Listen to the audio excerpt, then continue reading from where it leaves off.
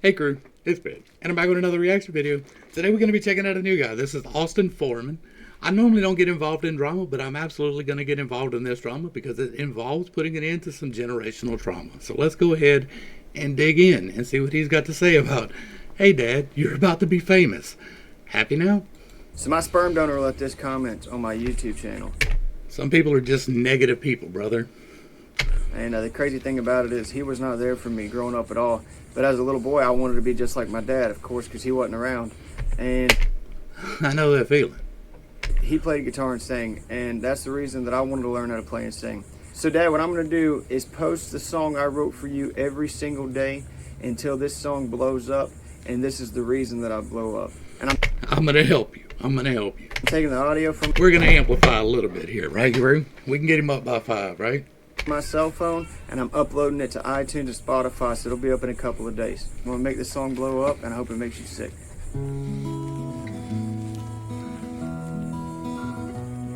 Dear Dad, I've got so much to say. I guess I should start by saying thanks. Without you, I would have never had the strength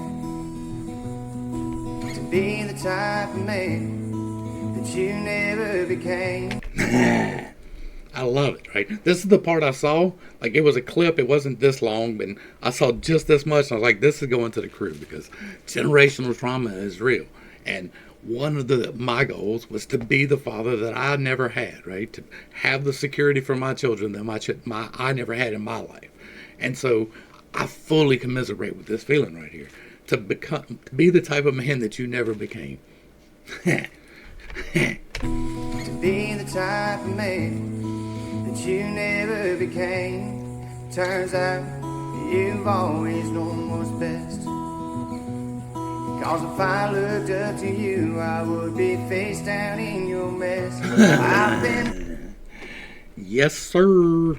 Yes, sir. It's real easy to get trapped into that generational mess, right? You grow up thinking that it's okay, and it could very well trap you for the rest of your life. But sometimes we wake up and we're like, wait a second, this shit ain't right. And we figure out that we're doing the wrong thing and that we get to break those generational cycles, that we get to break all of that nasty shit that gets attached to us before we're even born. We get to be that light that breaks that shit. I love it. You've always known what's best.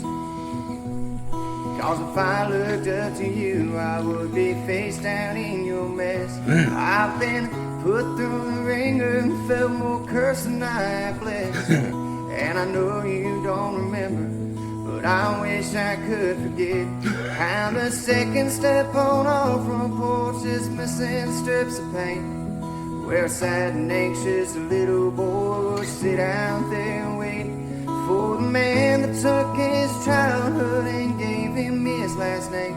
Well, I'm not that little boy no more. I'm everything you ain't. Yes, indeed. I can very vividly remember sitting around and waiting to see if my dad would come home for a week sometimes. Just waiting to see if he would show up. Didn't hear nothing. Like, it was nothing. Like, we'd call around asking and he would hide out because he was out there doing dirty, right? And so it was nothing. Like, nothing to him.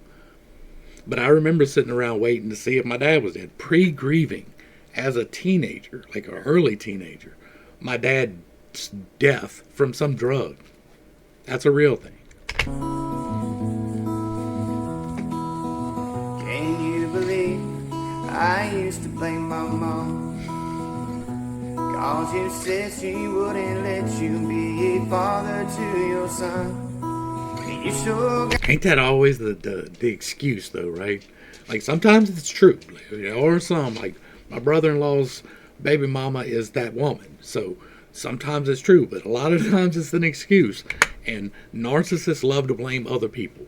And his dad is obviously a narcissist, and so obviously he wants to blame somebody else. let you be a father to your son. You sure got some nerve after 10 years to call my phone. Asking me for money and asking why I haven't called. Well, the second step on our front porch is missing strips of paint.